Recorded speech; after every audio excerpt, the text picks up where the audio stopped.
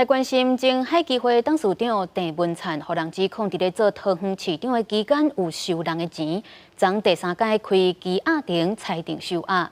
伊的律师嘛虽提出控告，目前高院已经完成分案，上紧按算今仔日下班进前会有裁定的结果。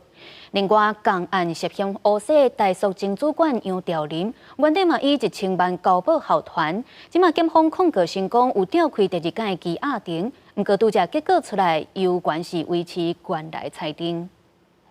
乌藤版图两家白鸭茶是前桃园市长前海基会董事长郑文灿，伫桃园看守所第一日早顿，伊涉嫌伫2017年收污洗钱500万。桃园地方法院3摆开羁押庭，在伊裁定羁押案件，律师提出控告。桃园地院站天高高院上紧今仔日会裁定。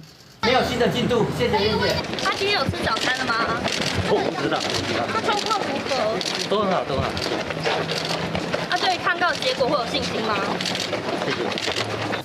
针对3摆开羁押庭才裁定羁押禁见的这期，桃园地方法院特别说明，被告郑文灿伫初5应讯进前，把用来通讯软体传送应讯答辩信息予县市的秘书，有串证的嫌疑。这证据是检方伫第2摆向桃园提出控告诉证的时阵提出的新证据。他是一个奉公守法的好员工，也是我们市政府里面的一个很优秀的一个秘书。为什么案件比第7年才办？传出调查局桃园市调处迄时阵侦办的时阵，疑似有人向涉案地主透露，桃园地检署已经分案调查涉弊的代志。另外，将近90岁被控污洗大肃前高层姓杨的主管，1000万交保也予检方控告成功。12、10点半开庭审理。记者综合报道。